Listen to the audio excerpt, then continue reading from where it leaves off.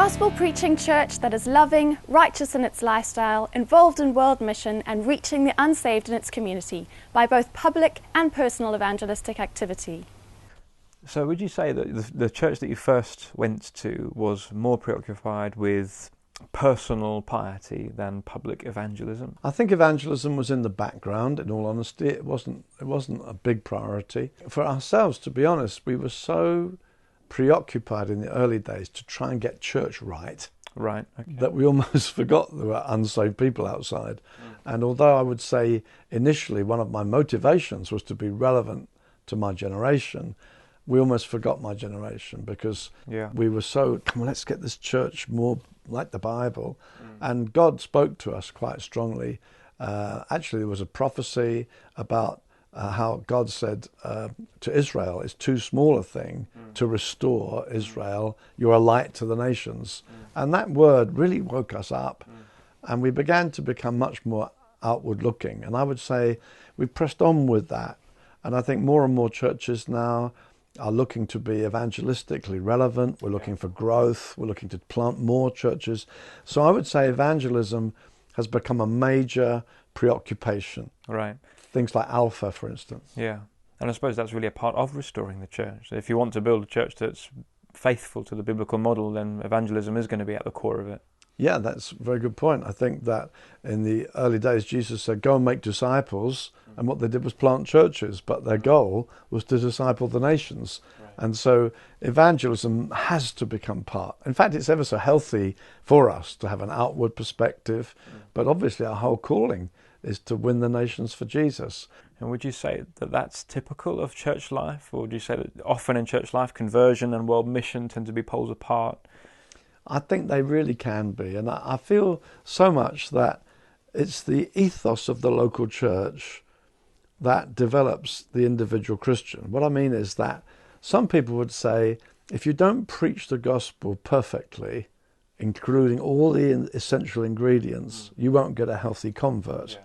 Now, I would say you can get a healthy convert when he picks up a fragment of a tract and looks at it and says, wow, the way people get saved is amazing. They say, I saw a gospel verse on the side of a bus or something. You can get saved. C.J. Mahaney said that. He said, someone said to him, Jesus is the light, and he got saved. Yeah, so you can get saved by a fragment of truth. But the way you become mature isn't the ideal way in which you came in. It is, what is the atmosphere of this community? And so when the Bible says be truthful, and you mingle with people and you realize, hey, they're not very truthful. I heard him say that there, and I heard him say that there. So you pick up the standards of the community. That's how disciples are made. And I think that, so we must work on the church all the time, at the same time as working on evangelism, that what you get added to will affect who you become. And the first phrase for conversion in Acts 2 is they were added. It doesn't say they were converted, it says they were added. So you're added to an ethos, you're added to a community where things really matter. Do you think each and every local church should be expecting to see people saved on a regular basis? Yeah, it must be so. And I think that it's interesting that a church can be pleading with God for someone to be saved, and you can get used to that. I remember years ago when at a prayer meeting at the beginning of the year, one of our men came forward and said, let's believe God for one person to be saved every month this year. And it seemed huge at the time. And then last Sunday, no one responded to the gospel. And it was said in our prayer meeting, that's the first Sunday we've had for months when no one was saved.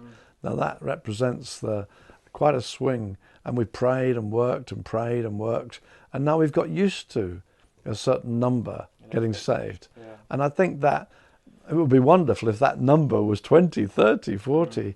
But if we include the gospel every week and somehow learn to express the gospel in clearer terms, we've been so helped by reading people like Keller and listening to him. I think we must learn more and more to present the gospel in whatever we're preaching so that every week people will think, hey, I'll bring my friend along.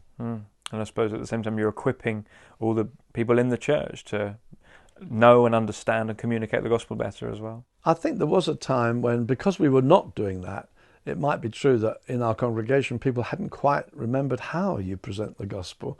But as you say, if they're hearing it week in, week out, you can affect the whole culture of the church evangelistically.